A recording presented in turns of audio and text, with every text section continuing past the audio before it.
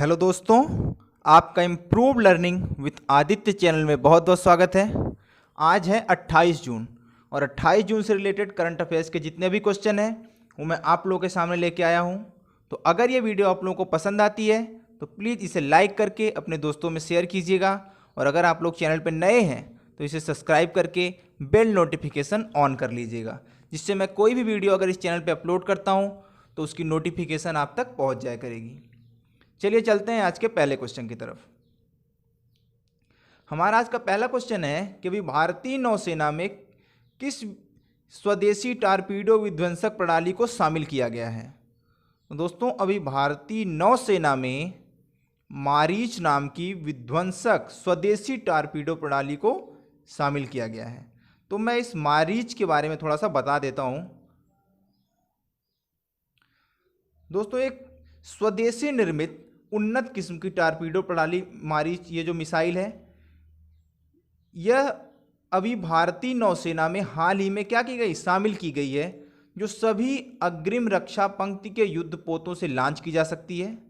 अर्थात ये लगभग सारे युद्धपोतों से लॉन्च की जा सकती है। अगर बात करें इसके डिजाइन की, तो इसके डिजाइन को तैयार किया है हमारे DRDO ने, और रक्षा मंत्रालय का उपक्रम भारतीय इलेक्ट्रॉनिक लिमिटेड इस प्रणाली के उत्पादन पर कार्य करेगा।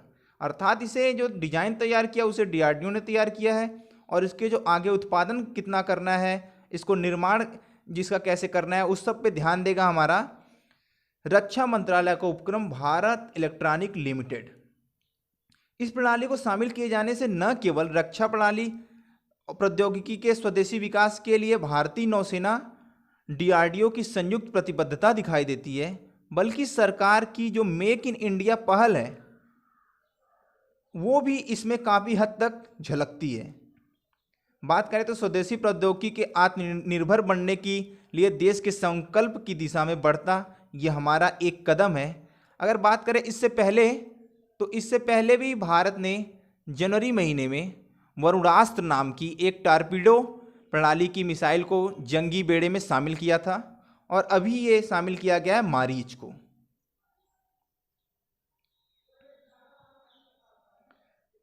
अब हम DRDO के बारे में देख लेते हैं। तो DRDO का पूरा नाम है Defence Research and Development Organisation. इसकी स्थापना हुई थी 1958 में। मुख्यालय है DRDO भवन, नई दिल्ली। इसके प्रमुख हैं डॉक्टर G सतीश रेड्डी, और वर्तमान में इसकी कुल 51 लेबोरेटरीज हैं जो इलेक्ट्रॉनिक्स और रक्षा उपकरण बनाती हैं, जिसने अभी मारीच का डिजाइन तैयार किया है। अब भारतीय नौसेना के बारे में देख लेते हैं। तो भारतीय नौसेना की स्थापना हुई थी 1612 में। इसके प्रमुख हैं एडमिरल करमबीर सिंह। एडमिरल करमबीर सिंह के पहले थे एडमिरल सुनील लांबा। प्रतिवर्ष 4 दिसंबर को भारतीय नौसेना दिवस के रूप में मनाया जाता है। ये क्यों मनाया जाता है इसके बारे में मैं आपको थोड़ा सा बता दूं। तो दोस्तों, 1971 की भारत पाकिस्तान की लड़ाई में भारतीय नौसेना के योगदान को याद करने के लिए प्रतिवर्ष 4 दिसंबर को भारतीय नौसेना दिवस मनाया जाता है। इसके आदर्श वाक्य की बात करें तो है जय भारती, अर्थात विक्ट्री टू इंडिया। हमारा अगला क्वेश्चन है कि भी यातना पीड़ित लोगों के समर्थन में संयुक्त राष्ट्र अंतर्राष्ट्रीय दिवस कब मनाया जाता है। तो दोस्तों, अभी यातना पीड़ित लोगों के समर्थन में संयुक्त राष्ट्र अंतर्राष्ट्रीय दिवस मनाया जाता है आपका 26 जून को। अब इसके मनाने का उद्देश्य क्या है? तो इसका उद्देश्य यातना के अपराध के खिलाफ बात करने, दुनिया भर में पीड़ित लोगों का सम्मान और समर्थन करने के लिए यह दिन मनाया जाता है। यह दिन संयुक्त राष्ट्र के सदस्य देशों, नागरिक समाज और व्यक्तियों सहित सभी लोगों से अपील करने का है जो दुनिया भर के सैकड़ों लोगों के समर्थन में एकजुट होते हैं। किन लोगों के समर्थन में? जो यातना से पीड़ित हैं और उनके अत्याचार के खिलाफ आवाज उठाते हैं। अब इसे मनाता है संयुक्त राष्ट्र, तो संयुक्त राष्ट्र के बारे में थोड़ा सा जान लेते हैं। संयुक्त राष्ट्र के प्रेसिडेंट हैं एंटोनियो गुटेरस। हेडक्वार्टर है इसका न्यूयॉर्क में, और इसकी स्थापना हुई थी 24 अक्टूबर 1945 को। इसीलिए हर साल 24 अक्टूबर को यूनाइटेड नेशंस डे के रूप में मनाते हैं। हमारा अगला क्वेश्चन है कि भी किस देश की कंपनी एनर्जिया ने 2023 में अपना पहला अंतरिक्ष पर्यटक ले जाने की घोषणा की है? तो दोस्तों अभी रूस की कंपनी, प्राइवेट कंपनी एनर्जिया ने 2023 में अपना पहला अंतरिक्ष पर्यटक ले जाने की घोषणा की है। अब यह घोषणा की है रूस की कंपनी ने, तो चलिए रूस के बारे में थोड़ा सा हम जान लेते हैं। रूस की कैपिटल है मॉस्को, राष्ट्रपति हैं व्लादिमीर पुतिन, और ये अभी हाल ही में कुछ कानून में संशोधन करके अभी वोटिंग होने वाली है। अगर उस वोटिंग में ये जीत जाते हैं तो 2036 तक ये राष्ट्रपति पद पर विद्यमान रह सकते हैं। अगर हम प्रधानमंत्री की बात करें तो मिखाइल मिशुस्टीन है। रूस की संसद का नाम पूछा जाता है तो है ड्यूमा। करेंसी है रूबल। हमारा अगला क्वेश्चन है कि प्रतिवर्ष पासपोर्ट सेवा दिवस कब मनाया जाता है? तो दोस्तों हर साल 24 जून को पासपोर्ट सेवा दिवस के रूप में मनाया जाता है। इस अवसर पर दोस्तों भारत में अभी एक प्रेस कॉन्फ्रेंस जो कि वीडियो कॉन्फ्रेंसिंग के थ्रू की गई, इसमें भारत के विदेश मंत्री एस जयशंकर और विदेश राज्य मंत्री वी मुरलीधरन ने पासपोर्ट ऑफिसर्स को अभी संबोधित किया है। पहली बार अगर बात करें कि ये पासपोर्ट दिवस, सेवा दिवस मनाया गया था तो 24 जून 1967 को। अगर दोस्तों हम हेनले पासपोर्ट इंडेक्स की बात करें तो भारत उस सूची में 84वें स्थान पर है।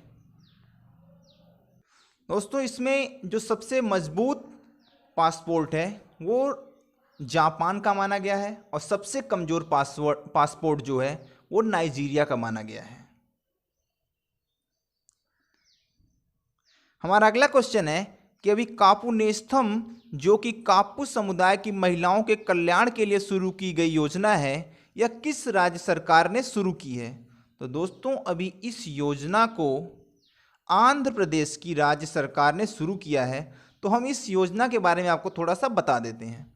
दोस्तों इस योजना के अंतर्गत क्या होगा, 2.5 लाख कापू समुदाय की महिलाओं के खाते में लगभग 354 करोड़ रुपए जमा होंगे, और इस योजना के अंतर्गत गरीब और योग्य कापू, तेलग, बलिजा और अंटारी समुदाय की महिलाएं जिनकी आयु 45 से 60 साल के बीच है, इस योजना का लाभ उठा सकती हैं। तो अब इसे शुरू किया है आंध्र प्रदेश की गवर्नमेंट ने। तो चलिए आंध्र प्रदेश के बारे में थोड़ा सा जान लेते हैं। आंध्र प्रदेश की कैपिटल है हैदराबाद। प्रस्तावित कैपिटल की बात करें तो है अमरावती। मुख्यमंत्री हैं वाईएस जगन मोहन रेड्डी। राज्यपाल है विष्णुभूषण हरिचंदन, और साक्षरता दर है लगभग 66.64%। हमारा अगला क्वेश्चन है कि अभी किस राज्य में मुख्यमंत्री मातृ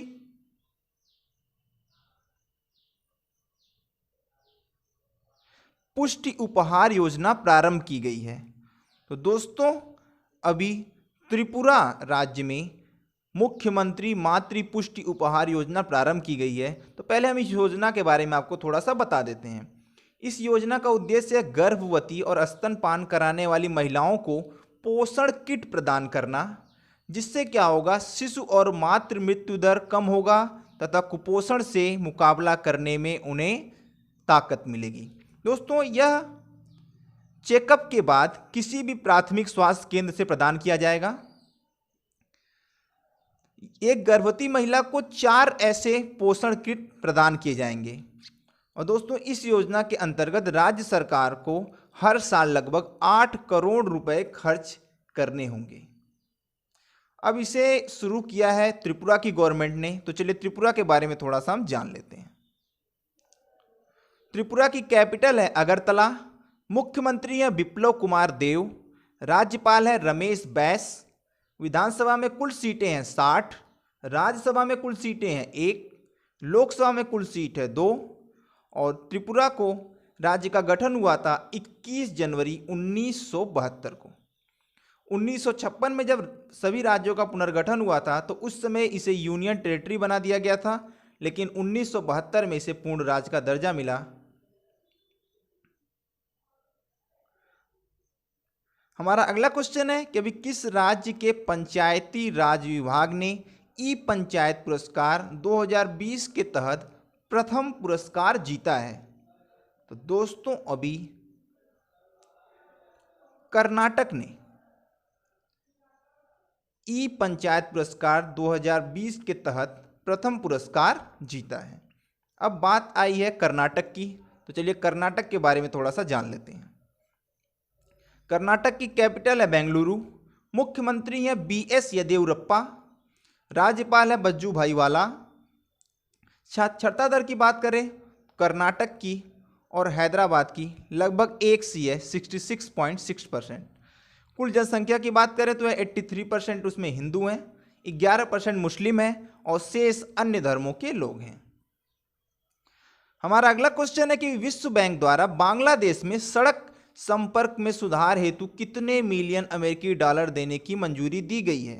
तो दोस्तों अभी बांग्लादेश को 200 मिलियन अमेरिकी डॉलर देने की मंजूरी दी गई है। अब ये मंजूर किया है विश्व बैंक ने, तो विश्व बैंक के बारे में थोड़ा सा देख लेते हैं। दोस्तों विश्व बैंक का हेडक्वार्टर है वाशिंगटन DC में, इसके प्रेसिडेंट है डेविड मालपास और इसकी स्थापना हुई थी 1944 में।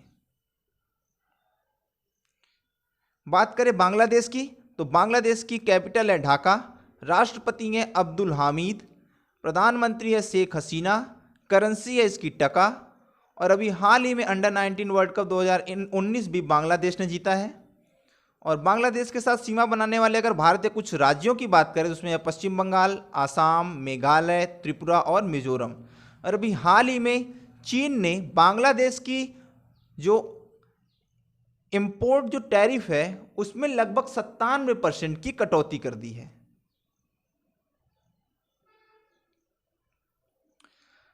हमारा अगला क्वेश्चन है कि अभी किस देश की सरकार ने अपनी स्पेस एजेंसी में निजी क्षेत्र के निवेश को मंजूरी दी है? तो दोस्तों अभी अपने देश भारत की स्पेस एजेंसी ने निजी क्षेत्र के निवेश को मंजूरी दी है। अगर बात करें भारत की स्पेस एजेंसी की तो उसका नाम है इसरो।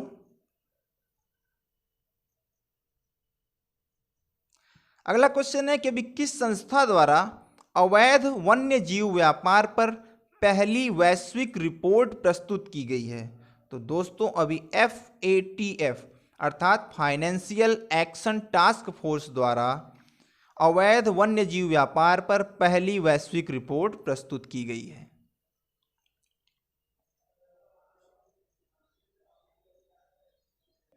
दोस्तों अगर हम बात करें फाइनेंशियल एक्शन टास्क फोर्स अर्थात वित्तीय कार्रवाई कार्यदल की, तो इसकी स्थापना हुई थी 1989 में। इसका मुख्यालय है पेरिस जो कि फ्रांस में है और इसका उद्देश्य है मनी लॉन्ड्रिंग एवं टेररिज्म फंडिंग पर नजर रखना। इसमें कुल सदस्य देश है 37 और इसके अध्यक्ष हैं रोजर विल्किंस।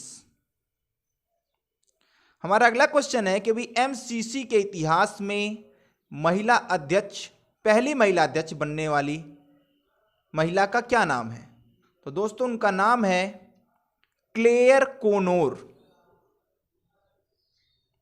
ये है क्लेयर कोनोर और यही अभी MCC की 233 साल के हिस्ट्री में महिला अध्यक्ष बनी है।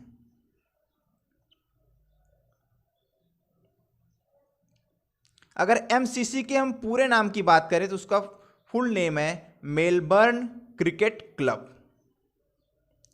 हमारा अगला क्वेश्चन है कि अभी टोरंटो इंटरनेशनल फिल्म फेस्टिवल 2020 में किन दो भारतीय फिल्म कलाकारों को ब्रांड एम्बेसडर बनाया गया है?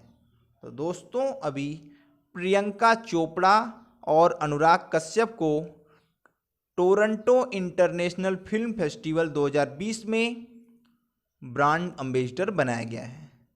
ये हैं प्रियंका चोपड़ा और अनुराग कश्यप और इन्हें ही अभी टोरंटो फिल्म फेस्टिवल 2020 में ब्रांड एम्बेसडर बनाया गया है। तो उम्मीद है दोस्तों कि ये वीडियो आपको पसंद आई होगी, तो प्लीज़ इसे लाइक करके अपने दोस्तों में ज़्यादा से ज़्यादा शेयर कीजिएगा, और अगर आप चैनल पर नए हैं तो इसे सब्सक्राइब करके बेल नोटिफिकेशन ऑन कर लीजिएगा। और अगर आप day by day current affairs जून महीने का देखना चाहते हैं तो मैं उसका लिंक डिस्क्रिप्शन में दे दूंगा, आप वहाँ से उसे देख सकते हैं। धन्यवाद।